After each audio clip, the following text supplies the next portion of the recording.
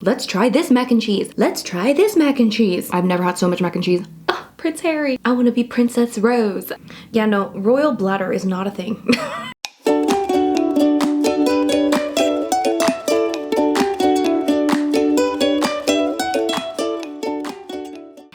It's Rose and welcome back to Cheap Lazy Vegan and another mukbang. Today you're watching another episode of Munching Mondays, which is my mukbang series. Mukbang is an eating show, so we're gonna eat together and we're gonna chat. So if you enjoy that sort of thing, then don't forget to subscribe. And today, guys, we have a bit of a treat.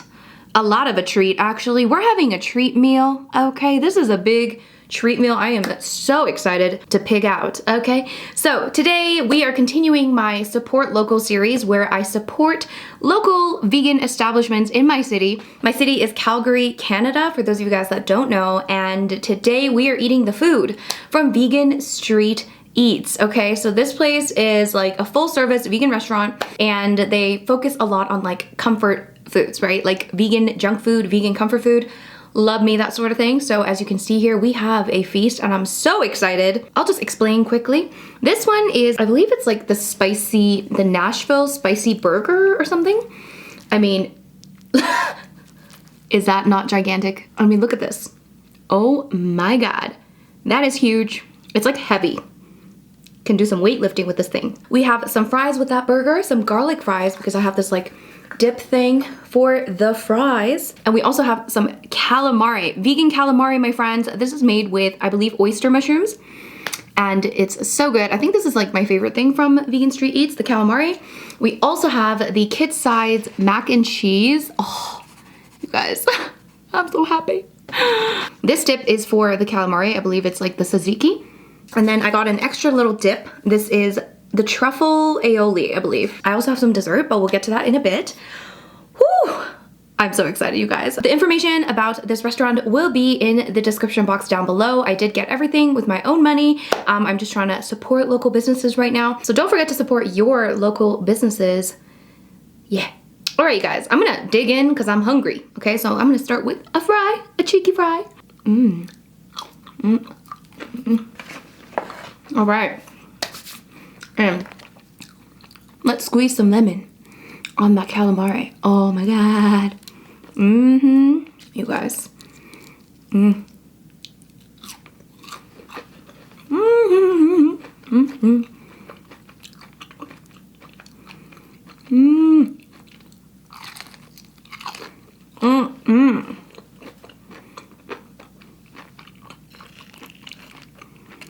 I gotta go in with that mac and cheese.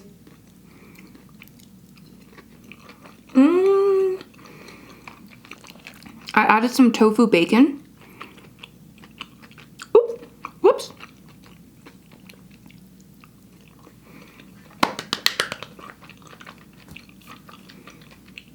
Okay, burger time. This is the spicy burger. Oh my, how do I even?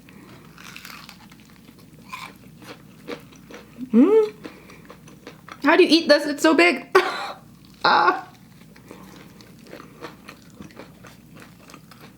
Oh my God. Why is fried food so good? You know? Seriously. Greasy fried goodness. Let's get some of this truffle.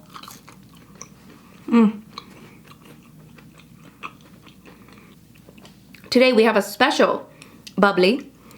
This one, I saw this in the grocery store and I was like, oh my gosh. Peach bubbly. I haven't actually tried this. I also saw the pineapple, but I thought I would try peach first.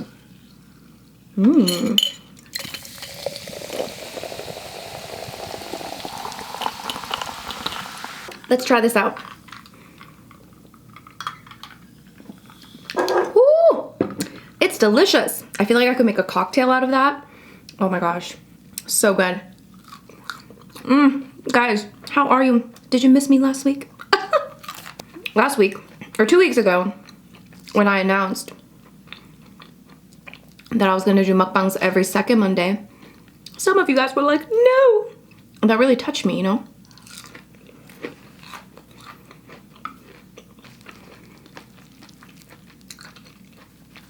When you do something like YouTube, sometimes you just get really caught up with like the views and trying to get as many views as possible.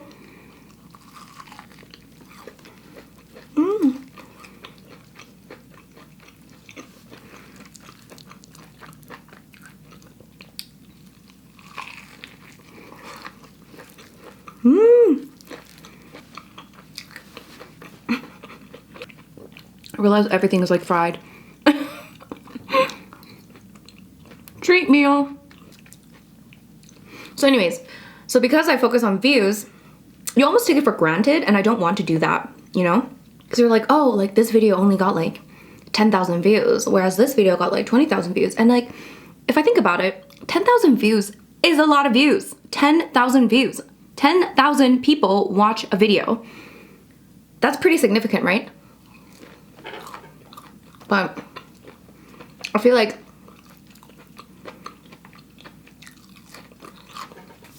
we get like desensitized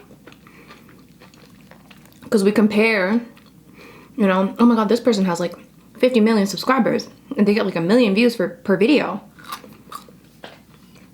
I don't know. Anyway, the comments in my previous mukbang reminded me, you know, there's real people watching these videos. It's not just like, oh, number on the screen. So, warms my heart, guys. Warms my heart. So I actually did consider, I was like, maybe I should just post every week. Is it really that hard though? But yeah, I mean, I'll try my best, guys. I can't promise anything. Oh my god, I don't know how to eat this.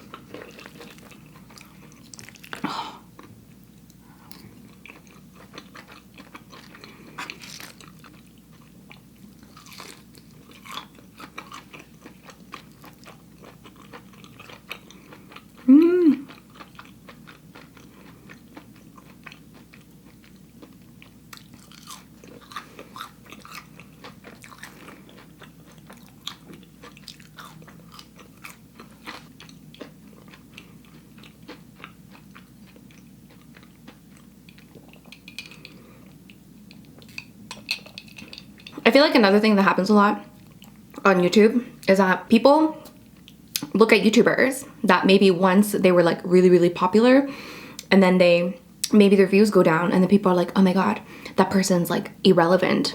And it's like, first of all, there's like real people behind these videos, and it's just like really just sad when people call someone irrelevant. And just because somebody isn't getting as many views on YouTube doesn't mean that they are irrelevant. I don't know, it seems like a bit weird. And sometimes we forget that like people have actual lives behind the scenes, okay? It's not like their entire life is YouTube. So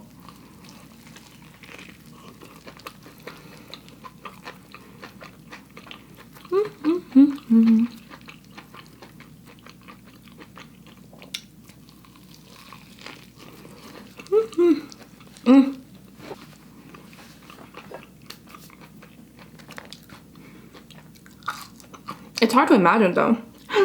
I'm like, especially when I see people that used to like post a lot on YouTube and then they stop posting. I'm like, what are they doing now? What are they doing with their lives? Do they make money? So it's crazy. We have to remember that just because something doesn't get posted on social media doesn't mean it's not happening, you know? Doesn't mean your life is like, you know, whatever. Anyway, I feel like we live in a world now where it's like, if you didn't post about it, it didn't happen, you know?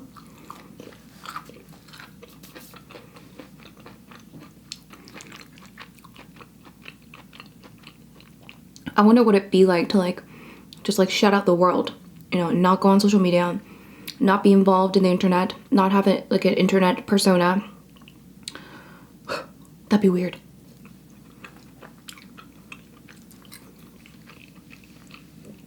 Even if you're not a YouTuber, most of us have some kind of like internet persona, right? We might have like Facebook or Instagram. What if we had none of that? What would it be like? We would actually live our lives. What do people do? before social media, I was just thinking earlier today, I'm like, oh my God, am I ever glad that I'm not like a teenager at this moment with like TikTok and all these social media platforms being just so prevalent. I just know how stupid I was when I was a teenager. And I definitely would have done some dumb shit like on TikTok or something. I would have embarrassed myself. And I think to myself, these like teenagers that are posting these TikToks, I'm like, oh my God, you're gonna look at this in like 5 years and like be so embarrassed.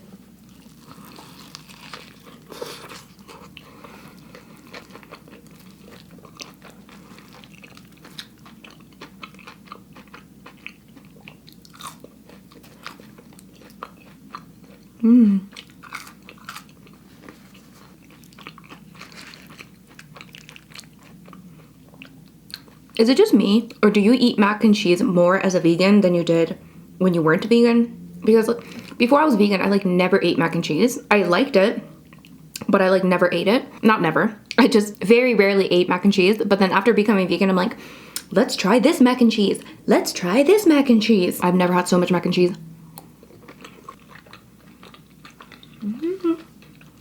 Okay.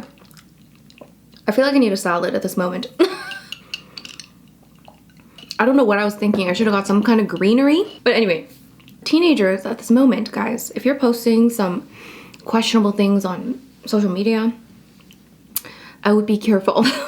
I mean, it's not a big deal if you're being, you know, a teenager and being a little bit stupid, because we've all been there, you know, we've all been there. But yeah, I would hate to like put it out to the world. You know, when I was young, it was like, I just had stuff that my friends could see.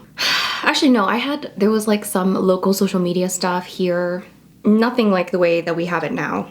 Like with TikTok, you could be really dumb and then like go viral for being really dumb. TikTok is a very interesting platform because you could just be like a random person and then you just post some like, you know, really weird TikTok or dumb TikTok or something crazy.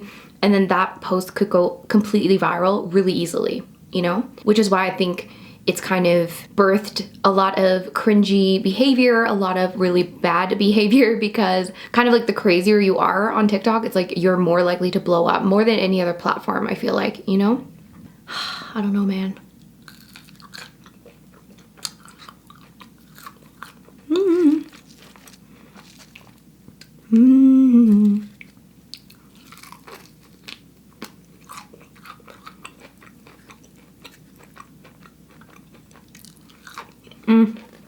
Guys,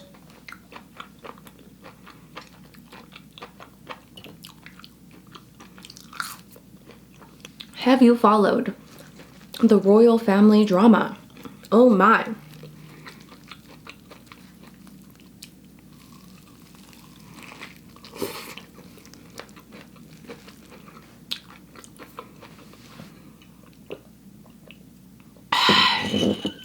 So I watched that whole interview. Well, I missed like the first 30 minutes and then I watched like an hour and a half. I don't know why I wasted my time watching this whole thing. But oh my, first of all, how do we like get rid of this royal family? Like, is that like a possibility? Not that we want to, you know, harm them, but like, how do we just like abolish this whole monarchy situation? Because what the hell is the point, you know? It just makes no sense. Like, we talked about this in the SaVeg podcast and we're just like, why do they still even exist? How are they still a thing? Like, how is the royal family still a thing in the Western world, you know, in the Western democracy? How do we still have a system where you're just born and then just because you're born into this family, you immediately become a royal? How do we still have this? And like, how do we get rid of it? It just seems so stupid. And I think a lot of us just hate that we're even like talking about it or focusing on it. It's like, why? I think what's good about talking about this kind of stuff, like I think what's good about this like whole interview and putting this out there is that it kind of shows people that being like a royal or a princess or, you know, part of a very rich family is not going to give you some sort of like happiness. This is not going to make you happy. This is not going to, you know, make you successful. I know there's people out there that are probably like, oh, she's rich. Like, why is she complaining? She's a princess living in a castle. Like, why is she complaining? Like, blah, blah, blah. And it's like, do you not understand that it's like not that great living that life? Like, people need to realize this, that just because you're living in some like fancy bougie place and that you are married to a prince doesn't mean that like everything in your life is like amazing and beautiful and perfect. That's a very like childish way of thinking about things. You know, I think it's good that it's like out there because people need to realize that like that is not going to give you some sort of like happiness or fulfillment in life. Like, this woman that like, I mean, even I, like sometimes I get caught up in this stuff and I'm like, oh my God, like she married Prince Harry, like, oh, Prince Harry. She married Prince Harry. Oh my gosh, she's like princess. Oh my God. She's like this normal person that she married a prince and everything's great. Even I thought that a little bit when they were like getting married. I was like, oh my God, Prince Harry gets hitched. Oh my God. I want to be Princess Rose. And then you watch that interview and you're like, yep, nope, don't want anything to do with that. It's insane. Do I believe her? Absolutely. Like, I think you would be for sure somewhat depressed, you know, living in that kind of environment. Although she did say some things like, oh, I didn't know anything about the royal family. I'm like, you didn't do a quick Google search on Prince Harry? You didn't, you know anything about Princess Diana? Like, I think Meghan is a little bit older than me. And so she would have been like, you know, because when Princess Diana passed away, I was like 8 years old or something. And I remember, and I had just moved to Canada. I remember I had just moved to Canada. I didn't speak English. I was like barely speaking English. And I know about Princess Diana's death. I know that she was in a car accident. I'm like, you didn't know? You didn't do a Google search? But anyways, fair enough. Like maybe she was just in her own world and she didn't pay attention to the royal family. And even if, the thing is, like, even if she did know a little bit about what happened with Princess Diana and like, even if she did know about the royal family, I feel like nothing can probably prepare you for, you know, that kind of life. Maybe you can think that you're prepared. You're like, oh my God, I know what I'm doing. I watch all the documentaries. Even if you have done all of that, until you actually live that life, you probably don't know what it's like, right? Anyway. And like what I find just kind of slightly comedic is that like literally it's such a freak out about the fact that like, oh, the color of the baby. Oh my gosh. It's a big deal. The girl is like, looks like a tanned white person. Like, she's not even that dark, right? And I get it, like, royal family, probably really racist. They want to carry out that bloodline, like, whatever it is. They want to keep that bloodline pure. Like, I get it. Okay, it's messed up in so many ways. But then I'm like, what if, like, I just imagine, I'm like, what if Prince Harry, like, brought home, like, a really dark girl, right? What would happen then? Because they're freaking out about this girl and she literally looks like she's, like, slightly tanned white girl from California. Or what if she was like Asian? Like, would that even be allowed? You know what I mean? Like, I wonder. Because I feel like if she was like a little darker than she is now, they probably, like Prince Harry probably would have had to like leave the royal family before even getting married. You know what I mean? Like he probably would have had to been like, okay, well, clearly you're not letting me marry this girl. So bye, you know? But yeah, I really hate it when people, you know, are like, oh my God, you're so rich and you're a royal and you're complaining about this and this and this. And I just feel like that's such an unfair thing because I feel like there's probably a lot of suffering and mental health issues that goes on within the royal family because of the fact that you're in the royal family. Like, sure, they have a lot of privileges that we common folk, we don't have, but also they have a lot of issues that we common folk don't have, okay?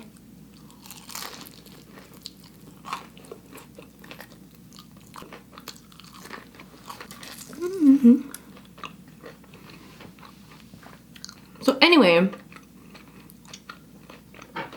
we can all take this as a learning opportunity, but I would like to know, how do we abolish the royal family? Seriously, does there need to be some kind of revolution or something?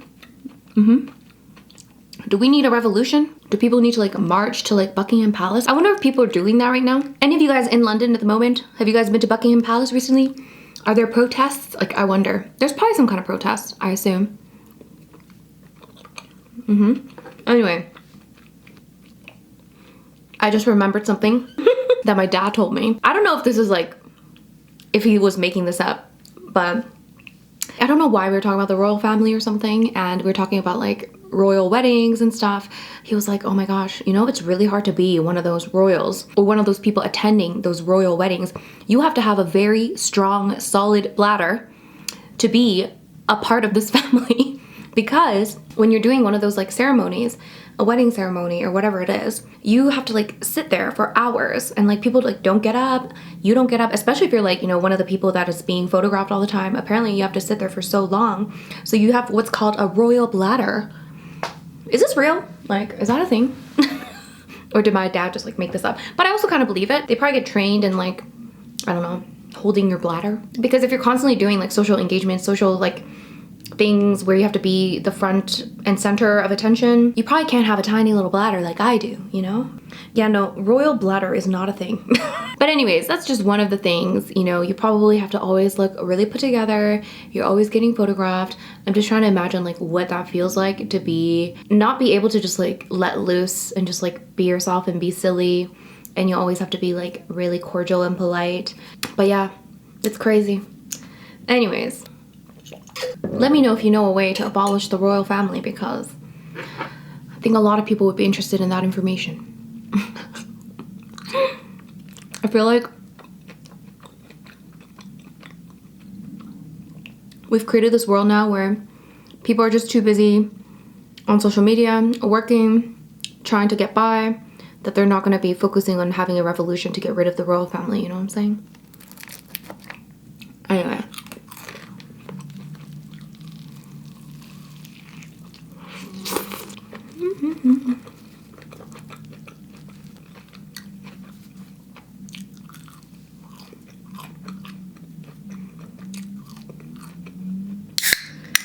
I'm having my second bubbly. Okay, so my review of peach bubbly, it's delicious. However, nothing beats the grapefruit, to be completely honest. Nothing beats grapefruit bubbly.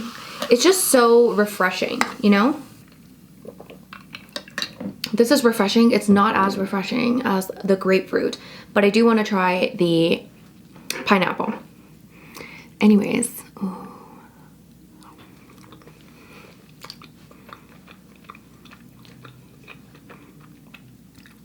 I feel really like healthy. How do I say this? I thought I could eat all of this, but the fact that I'm feeling like it's too much like unhealthy food, that probably means I'm pretty healthy. Right? Do you know what I'm saying? Because I'm feeling like I need, you know, I need like a salad. I need something refreshing because I got too much greasy food. That means I'm a healthy person. Right?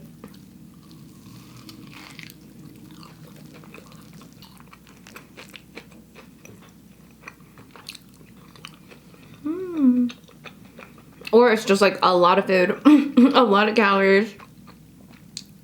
Okay, I might nibble, but I do want to get to dessert before I feel too full. Guys, it's such a nice day today. It's like 15 degrees outside, which is like very warm. It feels like summer, spring, but I also feel like, is this real life? Am I living real life? It feels weird. Like, anyone else feeling the weird vibes? Like, are we going back to normal? Are we not? Are we still in COVID? Are we not? Am I ready to go back to normal? Like, what? What is even normal? What is life? I'm questioning everything. We're gonna get to dessert before we question life. And I got some carrot cake. I don't know why I'm getting so much carrot cake lately, but this looks delicious. So I don't know if you can see, there's like a little carrot. Let's have a slice, or let's have a piece. Who invented carrot cake? Who thought, let me take some carrots and make it as unhealthy as possible?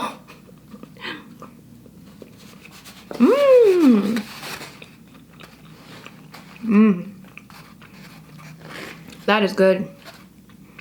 Nice and cinnamony. Tastes like a classic carrot cake.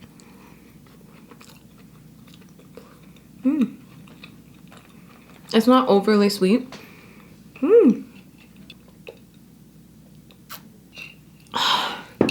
Anyways, how are you guys doing? Hope you're doing well. Let me know where you are. Is it back to normal? Do you feel normal? Is it strange? Is it weird? What's happening? I realize it's been such a long time since I've traveled. I mean, all of us. The last time I traveled overseas was in February of last year when I went to Israel. And as soon as I got back, it was the pandemic. So haven't really, I mean, I did go on a road trip in September, but yeah, I haven't really gone anywhere since, and I miss traveling. I was looking back at my old like travel videos the other day on my vlog channel. If you guys want to see some of my old travel videos, they're on my vlog channel, and I'm like, oh my god, are we ever gonna go back to normal?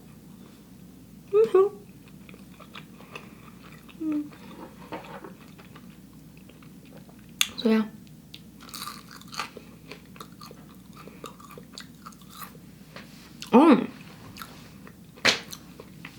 Let's talk about the vaccines, guys. Tell me if you guys have gotten a vaccine. So in Canada, it seems to be a little bit of a slow process. I feel like we're very slow when it comes to like anything. So there's this vaccine called AstraZeneca, I believe. And I don't know, do you guys know anything about it? Because I want to know, like, I heard it's not as effective at preventing you from getting COVID, but it's effective in reducing hospitalizations or reducing the chance of you being hospitalized. Yeah, I don't know. Like, I feel like that's the first one that's going to be available to younger people.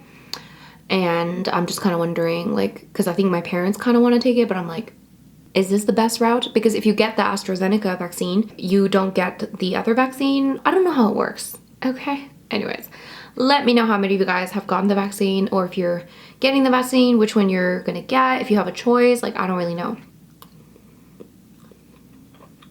I think if it was available to me, I would get the AstraZeneca because I think that's the first one that's gonna be available to people my age. Yeah, I'm down to get that one. And then does that mean, like, can I travel if I get that vaccine? Like, do I have like a vaccine certificate? What are we even talking about? What is life? I feel like I'm living in a illusion. Today I was walking around, I'm like, is this life? Is this real life? What is the meaning of life? We're just a bunch of cells, clumps of cells, just living in this like tiny little stone called Earth.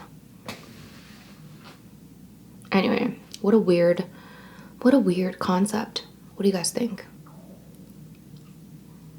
I'm so full. I think I'm done. This cake though, it's really nice and moist. I like it. Now I really feel like drinking a bottle of wine and having philosophical chats. Yeah, it'd be so nice to have like a campfire and have a bunch of people around and you're drinking wine and then you're like talking about the meaning of life. Okay, I'm gonna have one more bite of this carrot cake because it's delicious. Ooh, look. I got the carrot. But seriously, who invented carrot cake? Where did it come from? Like, when I was young, I remember, like, I didn't really know what carrot cake was because, like, I'm from Korea. So, like, they don't have carrot cake in Korea, at least not at the time. So it was, like, not a thing. So when I heard about carrot cake, I was like, that sounds weird. Like, what's carrot cake? It must be, like, super healthy.